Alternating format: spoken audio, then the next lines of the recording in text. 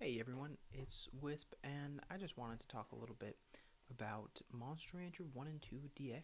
The reports, not really remastered in any way, are they? They recently came out for the Switch and for Steam, and it has been amazing. I've been a huge fan of the franchise, mainly since 4 first came out. I played it a little bit of 3 and even 2, but I can barely remember them because they were new, I think, at the time. At least new to me. I didn't know they existed. But I was very young. But now, playing 1 and 2, it feels almost like this weird fulfillment, you know? I loved 4 and Evo so much that seeing their roots is satisfying. But it's also a really calming thing to do. It's not the most engaging game, especially by today's standards. They're pretty calm, slow paced, and relaxing. But it's way more enjoyable to me than anything else that's come out.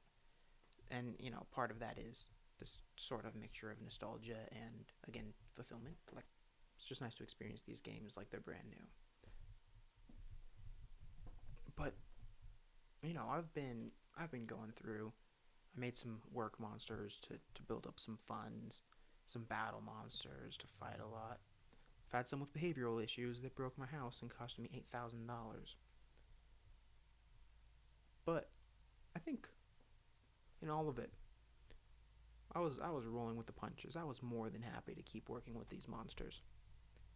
And then I fought my second dragon. So real quick, for the people who don't know, once you reach rank B, there's a specific cup you can fight that has a dragon combatant in it. If you win that cup, even if you fail to beat the dragon but win in a tie, which is a weird kind of workaround that can happen, then that monster will be invited to a rank A cup, which means you have to beat that cup, rank up, then beat this rank A cup, which is only a one fight cup, and the only opponent is an incredibly powerful dragon. My monster was 3.5 years old, about 3 years and 6 months. Now, this is a hare, so they typically live between 4 and 6 based off of training, and since I was gentle, he could have gotten closer to 6. I had no warnings that it was time for him to retire, which means battle shouldn't have been too bad. And then, this dragon breathes fire on me one time, one fire breath. And the next thing I know, I am hosting a monster funeral. And everyone comes to tell me they're sorry and reassure me that it happens, and yes, it happens, and I understand that it happens. But that's not really helping me at all. My hair was burnt alive by a dragon. Why did they even invite me to that cup? Clearly, I was not prepared. So I go through that scene, and there's a little tombstone with my hair's name written on it. Was not ready for that. And I was not ready to feel that from like a 10, 20-year-old game. When did it come out? 24-year-old game? I mean, that's not to say that in the past they didn't have like emotional writing and stuff, because like obviously that's always existed. But at the same time, with the hilariously pixelated graphics by today's standards and everything, I didn't think I would get that attached. And there I was, really feeling it when my hair was having his funeral. So that wasn't great at all. And so they're like, don't worry about it. Like, this happened. Like, I don't care that this happens. It happened to my hair. It happened to me now.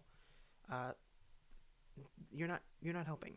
Please leave, sir. Get out of my funeral. My hair's funeral. So I go and I decide to make a new monster. And not even on purpose, I use the Advanced Wars 1 and 2 soundtrack to make a new monster. And it's a pulsar, a hair tiger's genes in it. So he's the hair body with the white and blue shape. I knew it was time for revenge. So I trained him up, specifically focusing on his intelligence because tigers are good at intelligence, hares are good with speed and skill, so it's tiger. So he seemed to me like this was the perfect combination. This was going to be the perfect monster to beat a dragon.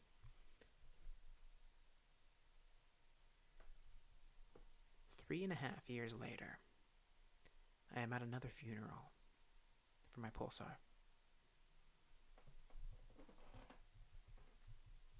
How do you beat a dragon? Why did I let this happen to me twice? And how?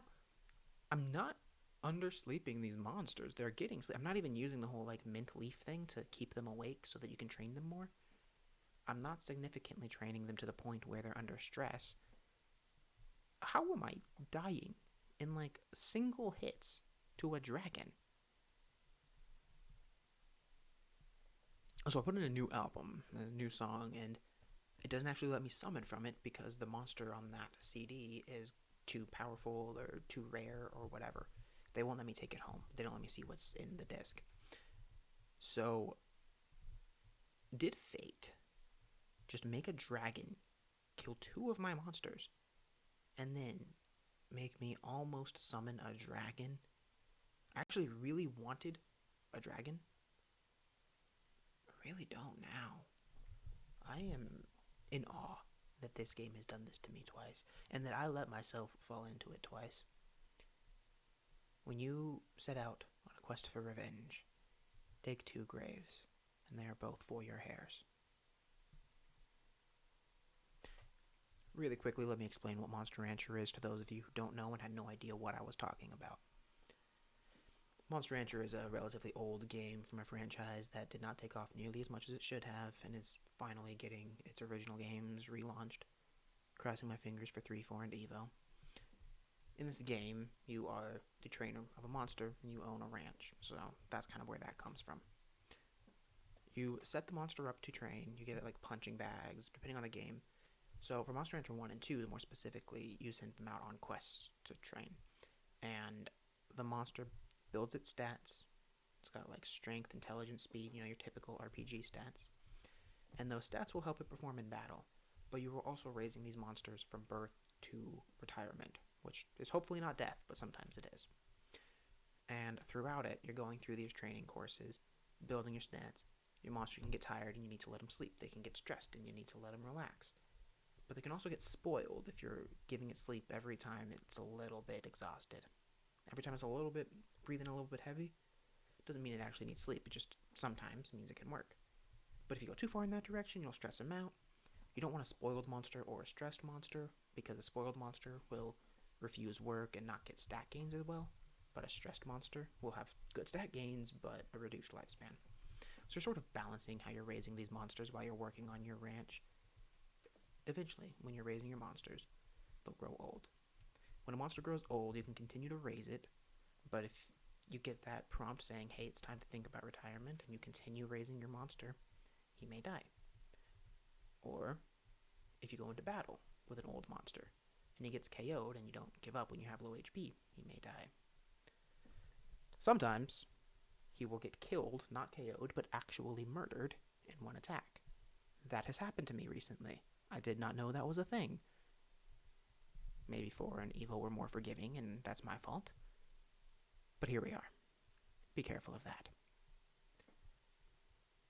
If you don't want to see your monster die, like actually die, you can freeze them once they're ready for retirement. The monster will be cryogenically, the monster will be preserved on ice until you raise another monster to retirement age, or technically, as soon as you're ready, you don't have to wait, and you can combine them and the monster will take on a new form. It may be born looking the exact same as one of the two parents. Sometimes it will take the shape of a parent, but the color pattern of another. It's like a monster fusion. Doing this, if you do it right, can help the base stats and the stat growths increase. So generations and generations down on raising your monster, you will have much more powerful beasts. One tip I would give you is do not make a first generation monster attack a dragon. Maybe it works. Maybe there's a way to train them that is better than what I've been doing.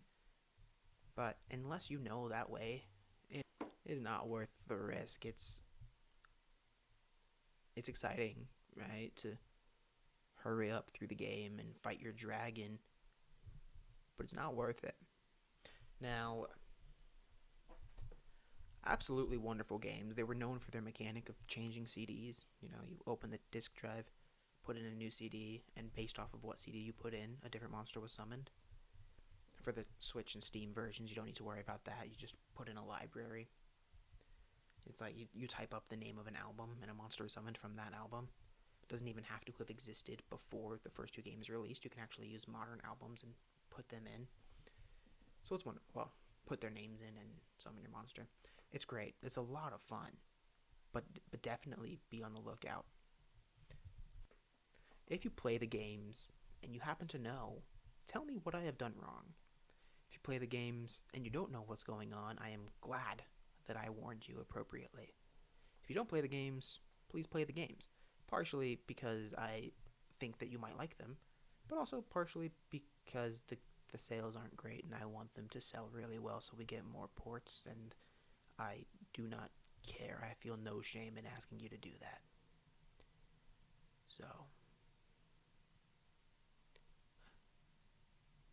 anyway, thanks for chatting with me. Next time we talk about Monster Rancher, hopefully I have defeated that dragon and I never have to see him again. Until next time, thank you.